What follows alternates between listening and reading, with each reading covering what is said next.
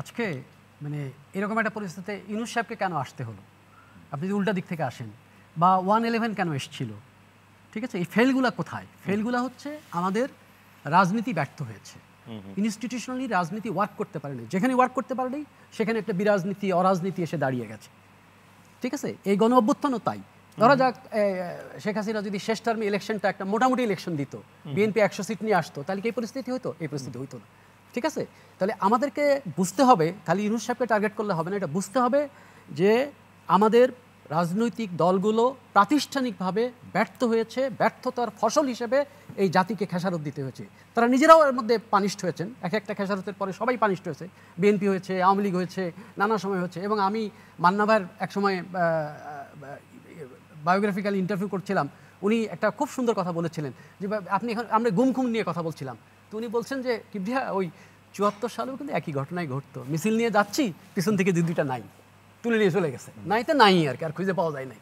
তো এই যে ধরেন আপনার রাজনৈতিক পথ পরিক্রমা, যেগুলোকে আমরা চেঞ্জ করতে পারি নাই, ফলে আমাদের এক একটা সময় একটা বিপর্যয় এসছে, বিপর্যয়ের পরে মানুষ জেগে উঠেছে, একটা প্রত্যাশা তৈরি হয়েছে, এবং সেই প্রত্যাশা আবার সাইফুল হক ভাই খুব সুন্দর একটা কথা বললেন যে রাজনৈতিক দলগুলোর যদি বোঝাপড়া, বাংলাদেশের সবচাইতে যে জিনিসটির অভাব সেটা হচ্ছে রাজনৈতিক দলগুলোর মানে আন্তঃসম্পর্কীয় বোঝাপড়া এবং নিজেদের মধ্যে বোঝাপড়া। নিজেদের মধ্যে বোঝাপড়া যদি থাকতো, আজকে বামপন্থী দলগুলো কয়েক মাস পর পর ভাঙতো না, যদি মিনিমাম বোঝাপড়া কোথাও থাকতো। আসলে বোঝাপড়া কোথাও নেই, যা আছে তা হচ্ছে নিজের নিজের এজেন্ডা, ফলে এই ক্রাইসিসটা হচ্ছে। আমি যেটা দেখি, আমি যে ডেঞ্জারটা দেখি, আমি মনে করি বাংলাদেশ এখন একটা বিপজ্জনক রাজনৈতিক ফাটলের মধ্যে আছে। এটা যে কোনো সময় একটা বিপর্যয়, যদি আমাদের রাজনৈতিক দলগুলো দায়িত্বশীল আচরণ করতে না পারেন। রাজনৈতিক দলগুলো দেখেন, এই যে খেলাফত মজলিসের ভাই যে কথাটা বললেন, তার কথা শুনলে মনে হয় যে একটা আলোচনা চলছে, স্প্রেডশিট হচ্ছে, আমরা যেভাবে কথা শুনছি সেটা হচ্ছে। আবার প্রধান উপদেষ্টা তো ব্যত্যয় করেন নাই, উনি তো ডিসেম্বর টু জুনের মধ্যেই আছেন, উনি কিন্তু বলেন নাই জুলাই, ঠিক আছে। তো একটা জায়গাতে আমরা আছি, এখন এই জায়গাটাকে কিভাবে এক্সিকিউট করে একটা নির্বাচনের মধ্য দিয়ে একটা অনির্বাচিত সরকারকে সরিয়ে একটা গণতান্ত্রিক পথে যাওয়া যায়, সেইটা হচ্ছে রাজনৈতিক দলগুলোর দায়িত্বশীলতা। এখন ধরেন ছাত্রদের, আজকে আমরা তুষার ভাই যে কথাটা বললেন যে ছাত্ররা যখন একটা এম্পাওয়ার্ড কোনো না কোনোভাবে, ছাত্রদের যে অংশটা, তার এই যে দুর্নীতির খবর আসলো, শোকজ আসলো, আপনি ফিল্ডে যায় দেখেন তো ফিল্ড কে চালাচ্ছে। আপনি যান যে কোনো জেলায় যান, যে কোনো উপজেলায় যান, ডিসি সাহেবের সাথে মিটিং কে করছে, উপজেলা ইউনোর সাথে মিটিং কে করতেছে? বৃহত্তম রাজনৈতিক দল বিএনপির লোকজন করছে, অথবা জামাতের লোকজন করছে। তারাই মানে এটা, আবার এটার কোনো বিকল্প নাই, কারণ বড় রাজনৈতিক দল তো তারাই, গোটা দেশে তো তাদেরই নেটওয়ার্কিং। সত্য নয়, না না, চালাচ্ছে মানে কি, আমি আপনি না চালাচ্ছে, আমি ভাই কথাটা আগে বলতে দেই, এই যে বলি আগে, চালাচ্ছে মানে আপনি প্রশাসনটা যে চলতেছে সেখানে সহযোগিতাও যদি করতে হয়, কে করছে? বিএনপি করছে। শুধু বিএনপি নয়, বিএনপি জামাত বড় বলতেই, তার সাথে সকল রাজনৈতিক দলকেই ডাকা হচ্ছে। বরঞ্চ কোনো কোনো ক্ষেত্রে আমরা নতুন যে রাজনৈতিক দল বা প্ল্যাটফর্মটা হয়েছে, আমরা তাদের প্রাধান্যটা বেশি দেখতে পাচ্ছি।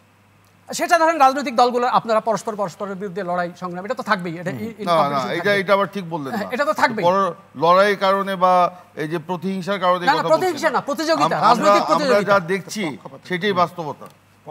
পক্ষপাত মানে এটা যাই হোক, তো যাই হোক, আমি মনে করি যে এখন বড় রাজনৈতিক দলগুলো, বিশেষ করে বিএনপি, যদি তার মানে আমার নিজের কাছে যেটা মনে হয়, আমি যেহেতু রাজনীতি নিয়ে একটু পড়াশোনা করি, চেষ্টা করি, চিন্তা করি, আমার কাছে মনে হয় যে বিএনপি রাজনৈতিকভাবে যত অ্যাক্টিভিজমের মধ্যে যাচ্ছে, তার চাইতে তার ইন্টেলেকচুয়াল জায়গাটাকে আরও বেশি জোর দেওয়া উচিত। কারণ আপনি দাঁড়িয়ে আছেন ট্রাম্পের নতুন একটা জামানার মধ্যে। ট্রাম্পের, আপনারা যারা ট্রাম্পের এক একটা এক্সিকিউটিভ অর্ডার দেখেন, মনে হয় যে এই এক্সিকিউটিভ অর্ডার উনি কালকে এসে দিলেন, এটার পিছনে দেখবেন প্রজেক্ট 2025 হাজার হাজার পৃষ্ঠা তারা ডকুমেন্টেশন করে রেখেছেন, এবং তারা পুরো পৃথিবীর রাজনীতিক একটা ডাইভার্সের দিকে নিয়ে যাচ্ছে, এবং এইটার সঙ্গে আপনি কিভাবে কোপ করবেন? এক নম্বর।